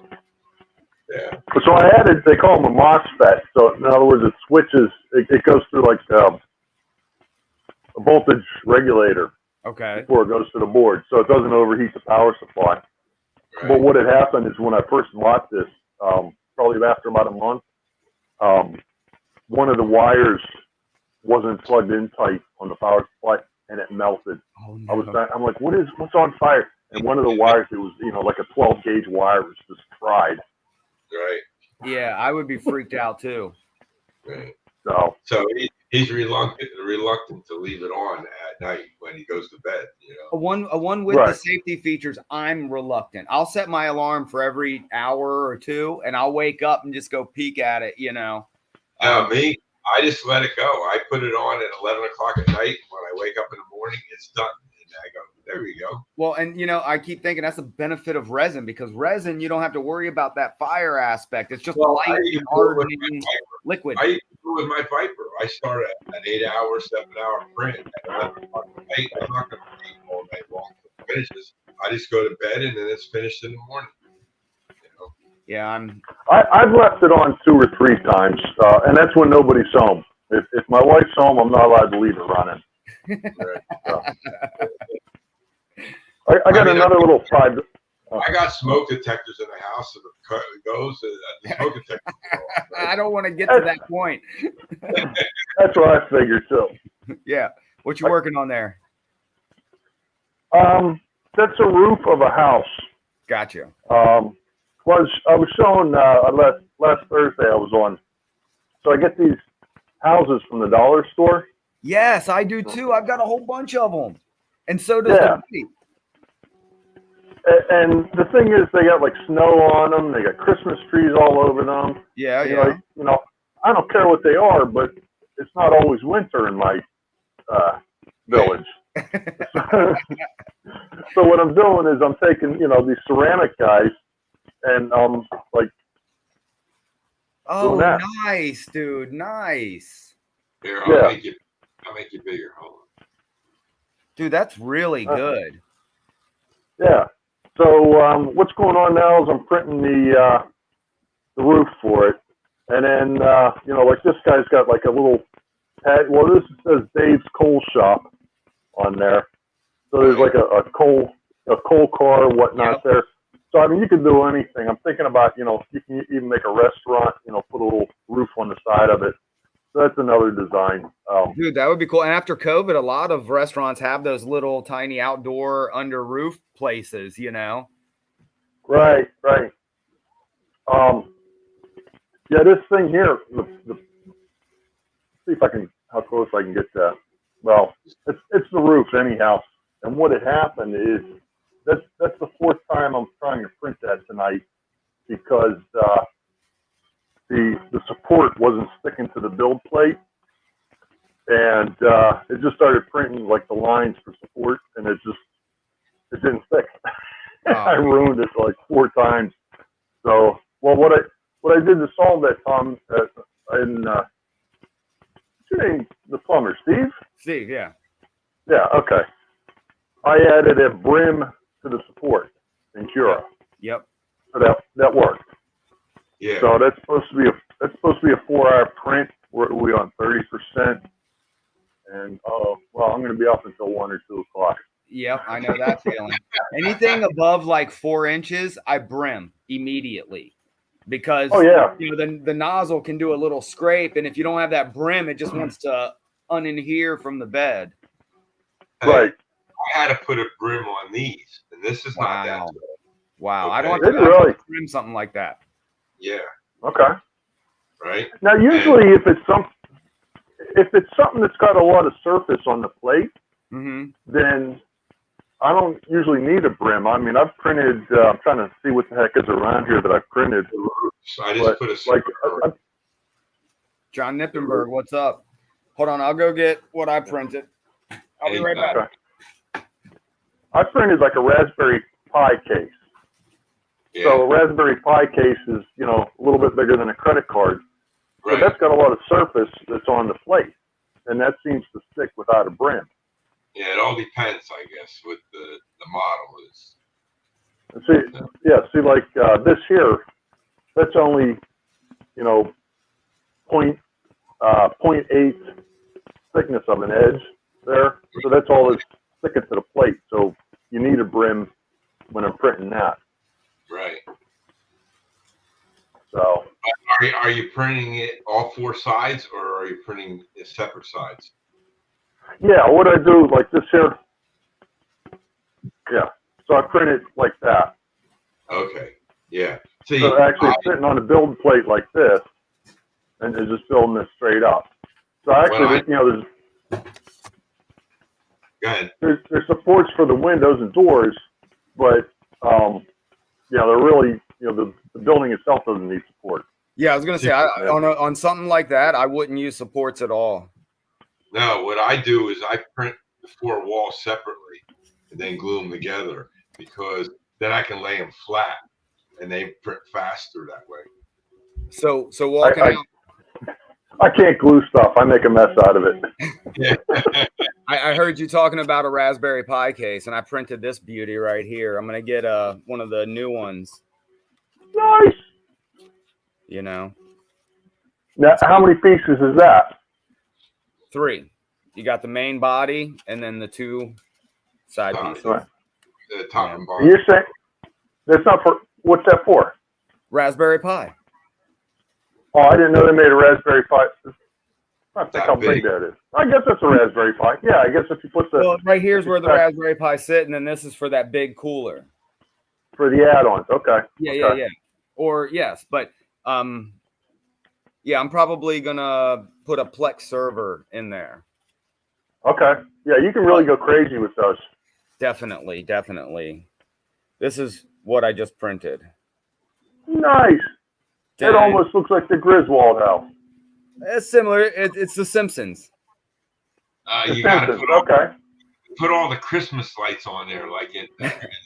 You mean half of them burned out, just one here going me. Yeah, no. And then you have to go. You know what? Hold on a minute.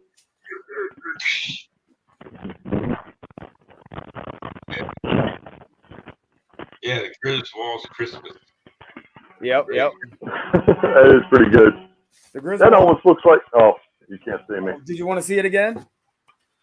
No, I was going to show you something. Oh, show me something. Take me down, Tom.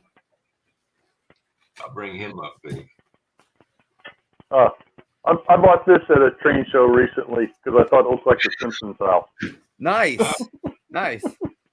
Like $1 or $2. That's not bad at all, dude. I love buying kits like that you can find. You can kit bash and do anything you want to. I think that's an Atlas or a Rebel kit or something. I've seen them before. But Nice. yeah, I don't have the spot big enough to put it on my layout. So well, I want all my favorite houses. The Simpsons. I found the Ghostbusters firehouse. I got to print. The Christmas house I printed most of, but I'm going to restart it. I've learned some new techniques, and I'm going to redo what I've done. Yeah. I found that. I'm sorry not to interrupt, but yeah, when doing houses, I've done a couple different ones, and the method of like just doing it like different levels at a time. Yep. And just doing it this method here. Yep. Is the easiest to print. It prints the best.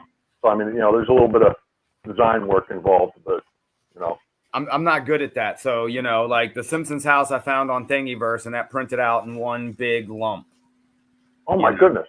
Now I only did like 10% infill, so it's kind of, you know, you could crush it if you wanted to.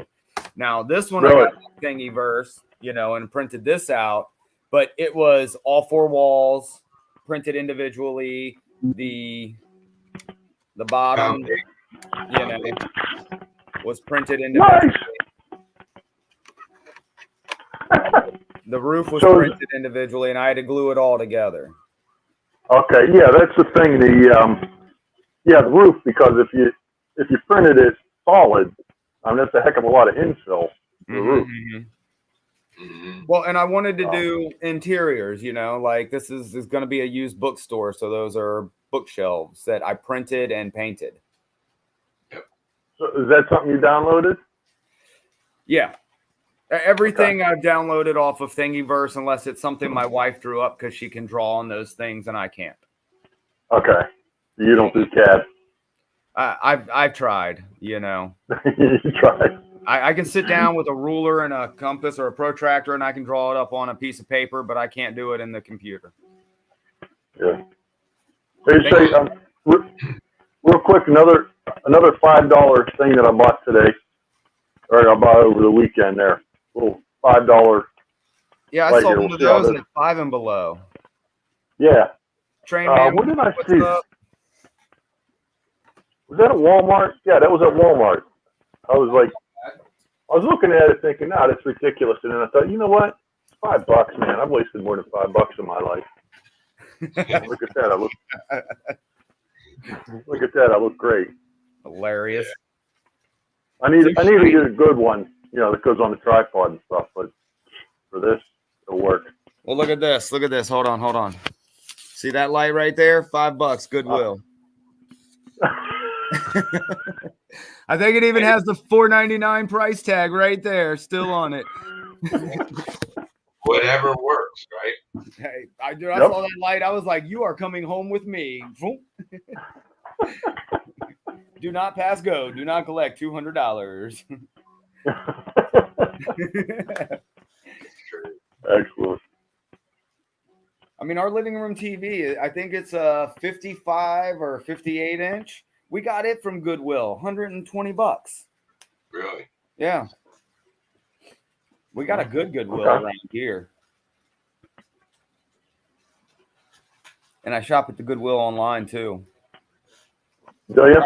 I'm not good at winning the bids. My friend is a master at it. I am not good at it. Probably have to stay on there all day long. Probably. Right? Just like on eBay, you bid there, you have to be on top of things if you want Looking at comments. Yeah, I didn't know about that either, Derek. That if your train has a smoke unit and it's DCC and you put it on a DC track, it'll burn up your smoke unit. I guess it would. Well, you figure the computer would know and turn the power off to the smoke unit. I mean, that just seems logical. I don't know. Seems logical. I don't know. Just get a DCC steamer, smoke, and then you don't have to worry about it, right? Well, I just, you know, the way I think about it, it's one of those things. Wouldn't it be default off, right? If the computer's not on, then it's off, especially for safety reasons. I mean, Right. That would make sense, yeah. but not so much. Right. You're Yeah. trying to get somebody to think logically, and then Well, So Thomas, we were talking about 3D printers. So I looked at Micro Centers. So they got the Anycubic for I think it was like 199, mm-hmm. and that's the The same bike. build plate, 220 by 220. Yeah, Right. but is it self-leveling? Yeah, they're all self-leveling except for my old. No, if they got the little twist things under the bed, they're not self-leveling. They'll advertise as self-leveling, but they are not. if it's a Viper, it's self-leveling. I think that's what it was. Okay. And then they had the Creality Ender 3 Now they got a Creality under 3 that's got a 300 by 300 millimeter build plate.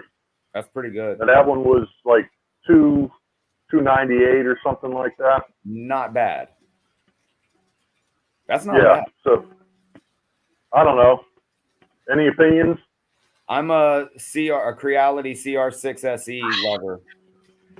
Okay. That's my favorite. That's what I did all this is. I mean, look, it's not the greatest if you look at the edge, but I use no supports on that overhang on that roof. Right. That's pretty good then. You know what I'm saying? I used no supports on these.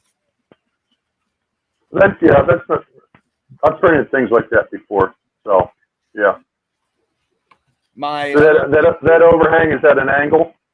No, the roof is an angle, but it's flat, so it had to print just straight out. You know, You got about a half an inch that it's sticking out. Yep.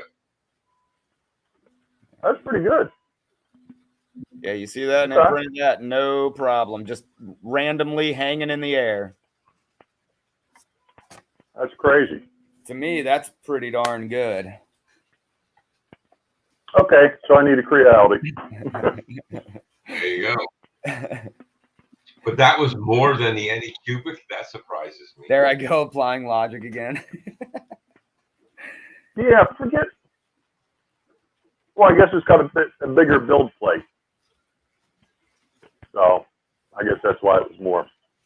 Oh, okay. Yeah. 300 by 300. Yeah. Oh, so if there's a switch underneath, that's that's a whole nother story. To On turn off. the smoke unit off. Yeah, well, yeah, it's self-leveling if you do it. That's right, David.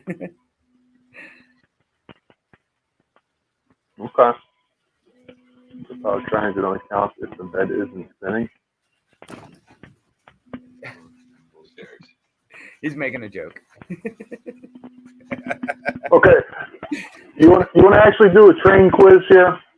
Oh my goodness, I'm ready for a big fat fail. Let's go. Okay, so we got two cabooses here. HO. Right, yeah, they're HO. One's a Burlington Northern, and one's a Canadian National, but Okay. that doesn't matter. You see, one has the cupola in the middle, Yeah. and this one has a cupola that's offset. Okay. Why is that? Because they were experimenting with which was better throughout the years. See if anybody in the chat has any reason, any idea why that is. If Oh, I got you, David. Thomas is How many- going, he might know. Who might know? Split Okay. rock. He's good with that stuff. I mean, Split How Rock many should are- be the first one in with some technical stuff if he's Yeah. around. Conductor No, has not- visibility. The smell of the bathroom. The cupola rhymes with cupola. Derek, I'm going to Okay. say you won. Okay, so the reason is The because they cupola originally made cabooses. Cupola.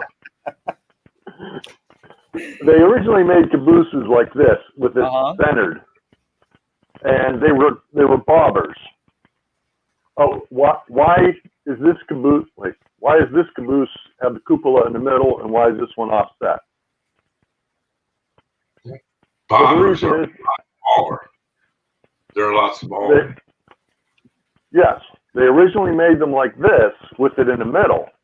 But the problem was they were called bobbers because they were so light and they would bounce around and bob around. So then what they would do is take a caboose like this and just add on to it to make it longer, to make it more stable and more room inside the caboose. So you're saying they didn't move the cupola. They just made one side longer? That's exactly right. Well, tarnation. I didn't know. I didn't know. I know. I didn't know. I didn't even know. Oh, With wait. rock slash. Remove the stoves and sleeping area. That's okay. That's another. Yeah. Well, I Yeah, mean, so they made it- added on. They would have. They basically made it bigger, so they just added on. East and West. So that's why. I bought a book on, it's called North American Cabooses or something like that. So there's a bunch of, everything you want to know about cabooses and didn't want to know and whatever. Didn't know you needed to know. Right, exactly. Right, that's what it was. Yeah, no, that's a good tip right there. Good little That's fact. crazy. Well, you want to know something else? So you see this here has this on the top of it. The walkway? Right? A walkway, right. Do you know after 1970, boxcars and cabooses don't have that? Were they still required to walk up there as much? Nope. As a matter of fact, they're required to not walk up there. Well, that would make sense. That would make sense. So after 1970, they removed them. Yeah, Grandpa Rails has the same book he was saying. Yeah, it was one of those books. I was like, yeah, cabooses are fun. Let's see if we can find out about cabooses, or let's see what I didn't know about cabooses. I want to look that book up now. Yeah. If you go to like Kallenbach, they're like $25 or something for a stupid thing. I think I find it on Amazon for $13. So that's even better. Yeah, Great American, or I'm sorry, Grandpa, what's that book called? Everything about North American cabooses or something. Who's the YouTuber that has the most cabooses? That has I know. I mean, darn it, Papa John. Papa John. My vote is Papa John has the most cabooses. Yeah, one guy showed a video and he had a whole train full of cabooses. It was pretty amazing. Yeah, I got one. They moved the brake wheels down. That's correct, Eric. They moved the brake wheels down. Well, you could see. I don't know if you can see. There is actually a brake wheel on the end of that. Where's the? Yeah, it's on the other side of my hand. So there is actually a brake wheel on there, but still there's a walkway on the top. But yeah, I'm trying to think. It was like 1965 or something. They said, we're going to stop doing it. Is this it? Oh, hold on. Guide to North American Cabooses. Yes, that's it. Did you got a silver Burlington Northern on it? Yeah, that's it. That's it. Sweet. Yeah. What was I going to say about when we were talking about brake wheels and stuff? I don't know. Oh, yeah, Sparky did the caboose challenge the one time. So I think, what were we talking about? Squirrel? Yeah, leave it up to the plumber to derail the whole thing. Yeah. That's all right. We're still in the train. I've got one of those plastic shoe boxes. That's correct, Flying Crow. They didn't actually remove them until the 80s, but, they said, okay, you can't put them on there anymore. But if they're on there, because I guess there were so many, and that included box cars also. They had to remove the walkway. And Robert, I knew that he had a lot of cabooses, but I just haven't seen as many as I've seen, with Papa John. I've got one of those plastic shoebox containers. I guess I got 1.5 of them. Actually, yeah, I got 1.5 of them full of cabooses because they just keep showing up. I don't know. I mean, I still need a lot. I've got tons of Santa Fe cabooses, but not everything else I need. Yeah, I think I have about 8 or 10 Santa Fe. And I like it when I find, like I have the Silver Street caboose. I have the Royal Blue caboose. And here's the Burlington Northern. Just different ones to match the engines are kind of cool. Right. Yeah. Well, that's what I'm looking for. I've got 40, but Papa John has me beat like 200. No, I don't have anywhere near 200. I got about 20. Yeah, I might have 20, but 19 of them are Santa Fe. No, 18 of them. Are they the yellow ones? No, that'd be Union Pacific. They're brown. They're brown. I don't have any brown. The Santa Fe are mostly red. Yeah, I have the red ones. I think I have a B&O one. I've got the unmarked one. I've got a Seaboard, and I got one more, Milwaukee Road. And I do have a Seaboard. Is that the Florida one? East Coast Southern Seaboard or something? Yeah. Bro, I don't have that many either. I have an engine and I have a caboose that match. Oh, yours are all brass. Seaboard Systems or Seaboard Coastline? I thought mine was like yellow. I have to go up and find out now. Nice. You have a lot of Pullmans. Pullmans are sweet ones. Peace out, David. Have a good night, brother. Yeah, I save them. You know, if I find cabooses, and I'm like, all right, I'll add them to the collection. I don't have that one. Brass is the way to do it. Yeah.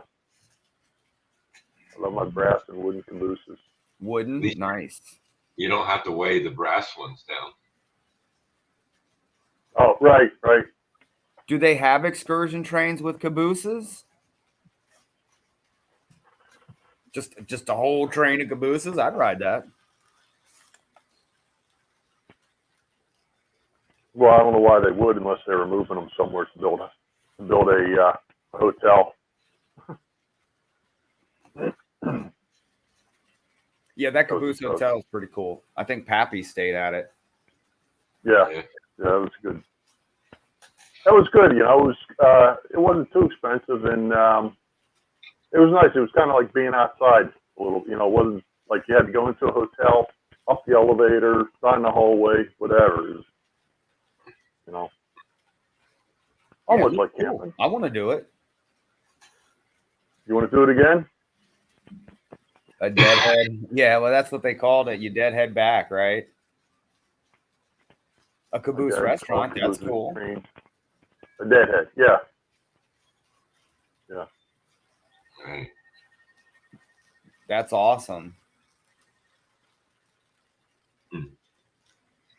Well, guys, it's 10 o'clock. Been on here for 2 hours. I think I'm going to call it a night. Going on 3 hours, Tom. No, the thing says 3 hours. I don't know what's going on there. No, well, I started it early and this didn't bring it up. You know, didn't bring myself up. I was just making sure everything was working. But he's pulling Andy Kaufman behind the stage, looking at everybody, pointing. So up to 35% on this. Yeah, 35. Oh yeah, it's gonna be a long nighter. Is that a pitched roof or is it flat? It's a flat roof. Okay. I made it, kind of like that. Oh, okay. You know, I just kind of copied that roughly. So. Oh, I bet it did look awesome, Derek. And I definitely want to see that building when you're done, dude. I want to see your version of that porcelain building there. That's a yellow stripe. The old Seaboard. Yeah, sure. Black with the yellow stripe down it. I don't have that one. I got the gray one. I want that one, though. That one sounds pretty awesome. Yeah. Peace out, Grandpa Rails. So, Thomas, the third level you're putting up there on the front door and everything, does that connect to the other 2 levels? Connects to the other 3rd level. Nice. But it doesn't connect to the 1st and 2nd level. No, that you have to go down the helix to get to the 2nd and 3rd level, and the 1st. So level. Does it connect to? Gotcha. Does it connect to the helix? Yeah, my helix starts out at the 1st level. Yeah. Spins around and goes up to the 2nd level, and spins around and goes to the 3rd level. So I have 14 levels on my helix. Jeez Louise. Yeah. That's epic, Tom. Yeah. And I had a beam going across the room in the middle of the room, and that's what I had to drill through. And using a cordless drill, it took me hours. I had a corded drill, but I can't find it because I moved so many times. I don't know where the hell it got to. And that, Thomas, that's a Subway, said Derek. yeah. And wow, 14 levels. You're right, John. Wow. That's up there, bro. Yeah. No, it's not a Subway. My Subway system is I got one side done, but the one side crashed down because some of the filament cracked. And then I changed the design of what I'm doing. So I just got to start up my rosin printers and get them start printing more parts. But these other two projects, my yard and the third level extension, have kept me busy getting them done. Then I'm going to start working on the Subway system and get them two tracks done. I need a Subway set before I want to commit time to the Subway system. Well, I have one. I have one, and I 3D printed another one.